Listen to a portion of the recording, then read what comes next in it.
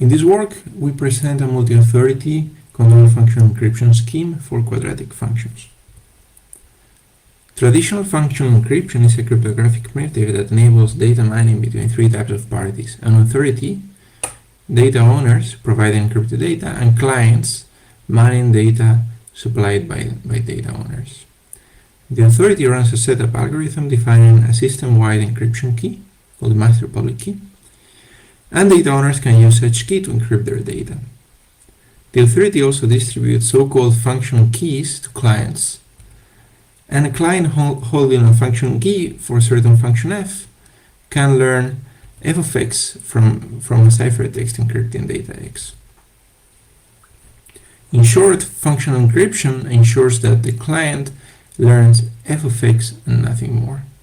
As such, the authority can decide who can compute a function over encrypted data and which functions can be computed. Yet, the authority has no control on the ciphertexts used to compute that function. A client holding function key for function f can evaluate f over any available ciphertext. In a real-world deployment, functional encryption could be used for analyzing sensitive data while preserving privacy. For example, this could be used for genetic testing, where each function key would correspond to certain genetic test, and the authority could control which client can run which test.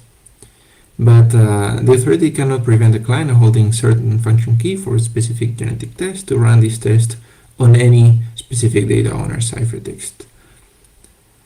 In reality, functional encryption could be enhanced to do so, but the complexity of the scheme would grow considerably, as the access control logic should be embedded in the function key itself. As we have seen, in traditional functional encryption, one can apply a given secret key to any ciphertext. Instead, control function encryption was introduced by Navid and others in ACM CCS 2014 to allow the authority to extend control over the ciphertexts that clients mine. If we stick to the example of genomic tests, now the authority can decide whether a particular client can run a specific test on a specific ciphertext or not. In control function encryption, the key generation algorithm becomes a two-party protocol between the authority and the client, where the client provides both a ciphertext and a function, and the authority uses their master secret key. At the moment of encryption, the owners can choose a certain access policy called lambda that specifies what functions can be computed on the data and who can obtain the result. During key generation, the authority decides, based on this policy lambda, whether the key request is to be granted or not. If so, the client will receive a function key that is only functional on the requested ciphertext. Consequently, in functional encryption, the authority becomes a policy evaluation and enforcement point to decide who can evaluate a function, which functions can be evaluated, and which ciphertexts can be used for those evaluations. Of course, data owners must trust the authority in correctly enforcing their policy. Ideally, the key generation should require minimal interaction, for example, being 2 rounds only, one for the client to send the function and the ciphertext, and the other for the authority to reply with the function or with a rejection message. In the mentioned first work about control function encryption, the authors provide two schemes, a very efficient one for linear functions and a general one for arbitrary circuits, which relies on garbled circuits. In our work, we enhance control function encryption as presented by Navid and others in several ways. First, we provide a control function encryption that accounts for multiple authorities. In this way, we can avoid a single point of failure of previous work. In our scenario, there are n authorities, and all of them have to agree on an access control decision to make it effective. Next, we extend the model to allow multiple data owners so that applications that require data from multiple sources, like the genetic tests, could be deployed. Finally, we provide an instantiation that allows the computation of quadratic functions. The tools we use are CCA, public encryption, and linearly homomorphic encryption. Similarly to the previous work, our security definitions are geared towards malicious clients and semi-honest authorities. Note that our model accounts for scenarios where a client colludes with n-1 authorities, or where all the authorities are corrupted but the client is not. We also implement a prototype and evaluate its performance on several experiments. The following diagram provides an overview of our model. There are multiple authorities, and each goes through a setup algorithm to define public and private keys. Also, clients have their own client setup algorithm used to define their own public keys. This is not shown in the slide to keep it simple. Note that client public keys were also implicitly assumed in previous work, since their construction required a secure channel between the data owner and the client. At encryption time, each data owner, who is also a client, encrypts a data item and a policy under a public key that is the union of all authority public keys and their own public key. For evaluation, given a vector of ciphertexts, possibly from multiple data owners, and given a function, a client engages in a key generation protocol with each of the authorities sequentially. Each authority analyzes the request and the policies attached to the ciphertexts, and if all authorities grant the request, the client will obtain a function key.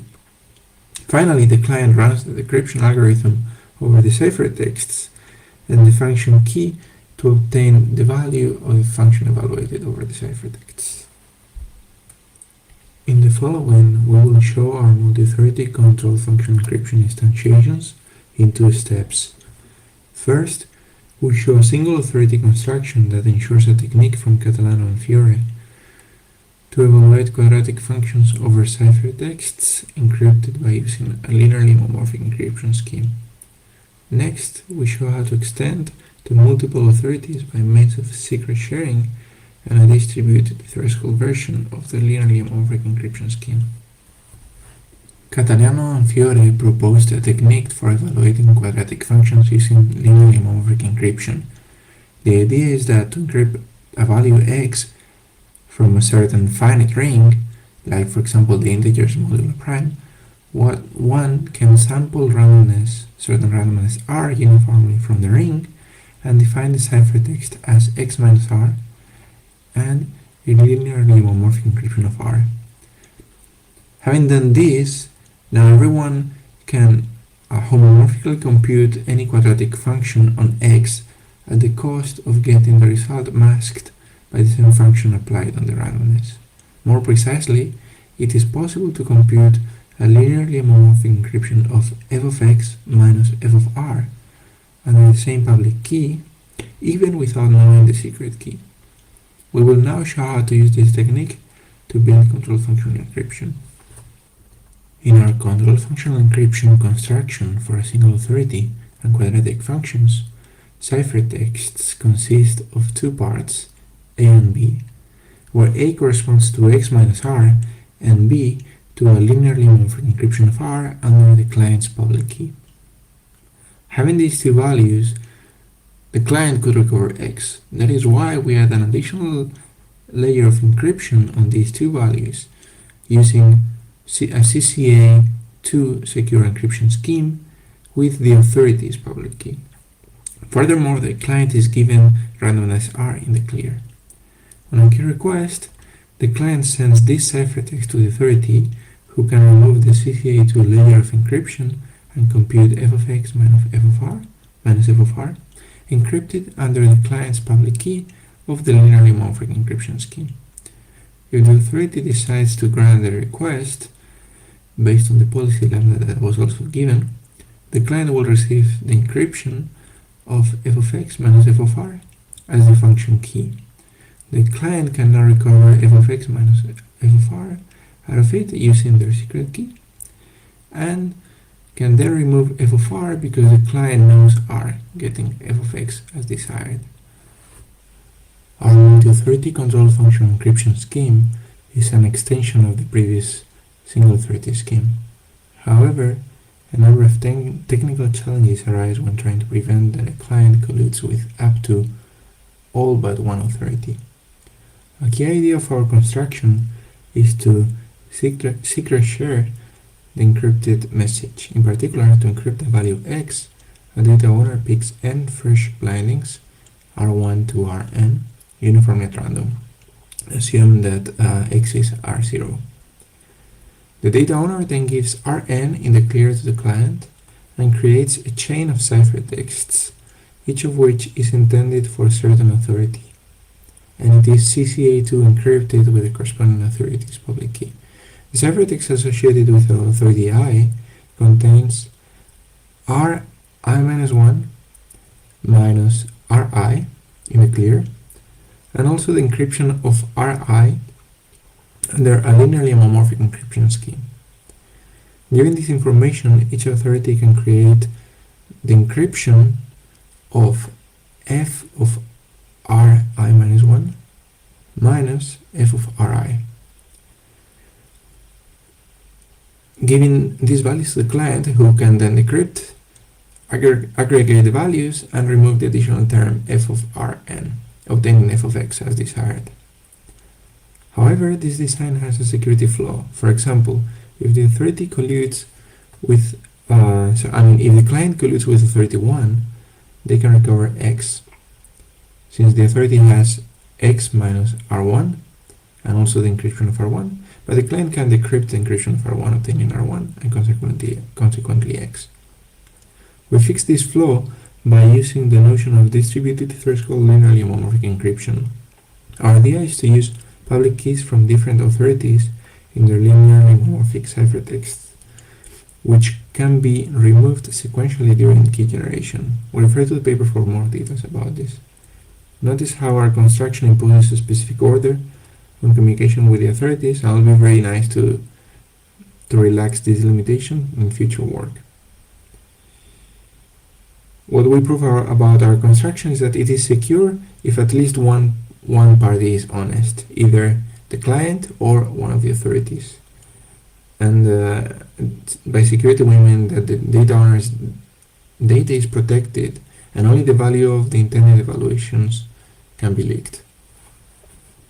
We have implemented a general library for control function encryption based on our constructions.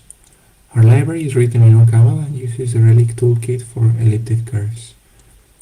We have also designed a simple programming language to describe circuits, which gives users fine-grained control on the way functions are evaluated.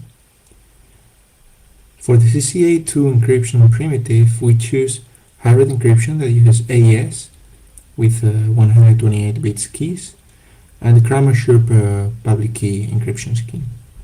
For the linearly homomorphic encryption scheme, we implement both Payet and LGML and compare their performance. For our multi-authority scheme, however, because our linearly homomorphic encryption scheme must have the distributed threshold property, our experiments are only based on LGML. Our experiments include the evaluation of a machine learning classifier on encrypted data.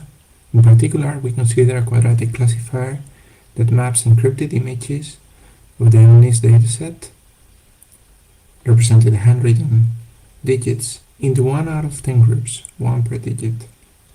In Table 1, we report the times of encrypting these images with our control function encryption scheme and the times for key generation and decryption of the corresponding quadratic classifiers. We also consider the scenario where both the data and the function to be evaluated are hidden. In this case, we need to sacrifice 1 degree in our computation, and therefore our classifiers are linear and consequently less accurate. The results in this case are reported in Table 2. As we mentioned before, for our multi-authority experiments, we need to base our experiments on LGML, since it is a linearly homomorphic encryption scheme which supports distributed threshold decryption, and we cannot use Payet in this case. As a proof of concept example, we consider a small medical record with data of 30 patients. We encrypt the age and systolic blood pressure of every patient and evaluate simple linear regression on the encrypted data. We report the times in the figure, where the key request is with respect to the 4 classifiers that we need in order to derive the expression line. These are the average age, average blood pressure, the variance of the age variable, and the covariance. As expected, the number of authorities slows down encryption and key request linearly. Finally, Table 3 shows the size is relative to the implementation of our construction. Entries for plaintext and ciphertexts correspond to the size of encrypting one single integer, whose size is bounded by the underlying ring. Note that encrypting a full M-list image requires encrypting 784 integers. Also note that the size of multi-authority control function encryption keys is independent of the input length and the underlying function. Well, that was all. Thank you very much for your attention. Bye.